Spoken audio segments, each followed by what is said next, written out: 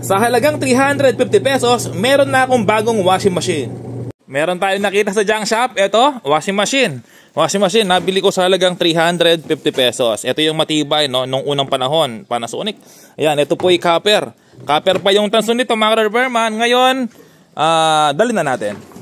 Ito na siya. Buksan na natin para masubukan na at para ma-check yung nasa loob. Sa halagang 350 pesos. Okay. Sa may motor naman siya. Ngayon, subukan natin. I-plug ko sa outlet agad-agad. Tinan po natin. Okay, naka-plug na sa outlet. Tapos, pihitin ko yung wash timer. Ayan, may ugong yung makina. Okay, may ugong. Ayaw pang umikot. Okay, balik natin. May ugong, ayaw umikot. Ganito lang gagawin po ninyo kapag may ugong, ayaw umikot. Alisin mo yung belt. Ayun! Stuck po yung motor niya. Hindi ko matanggal yung belt. Ang gagawin natin, dahil hindi ko matanggal yung belt, ayan, sungkitin natin dito. Ayaw gumana yung motor. Ayaw, may ugong lang. Ayun, tanggal na yung belt. Sinikwat ko lang. Ito yung belt niya. Yung gearbox, umiikot naman siya. Ito yung problema, ayaw umikot. Ayan, no, napakahigpit. Okay, kakalasin natin yan. Ang gagawin ko rito, kukunin ko yung makina. Ito, tanggal na yung mga wire niya. At bubuksan ko. Dahil nga, stuck yung bushing, ayaw umikot. Oh. Wala siyang free wheel, kahit anong gawin ko, ayaw umikot.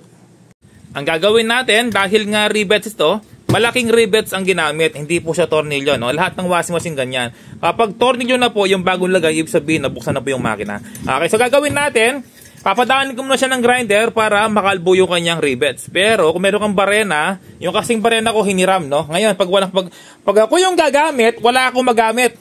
Na kapal na mukha. Ayan, so babarenahan ko po dito yan, yung 4.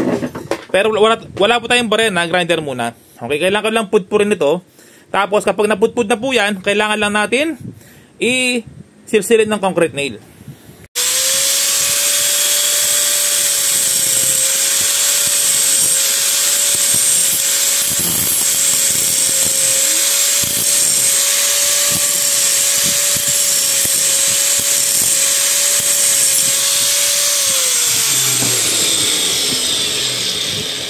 Ayan siya, okay na.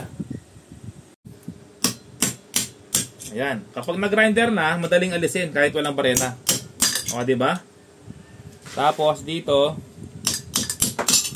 oh, sa kabila. Oh.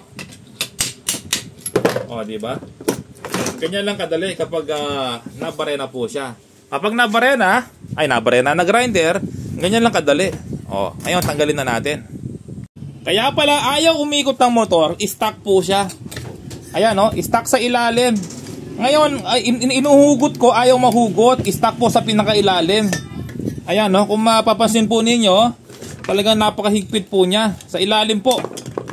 Dumikit yung busing niya, nangalawang. Kailangan talaga baklasin, hindi makuha sa langis-langis lang to.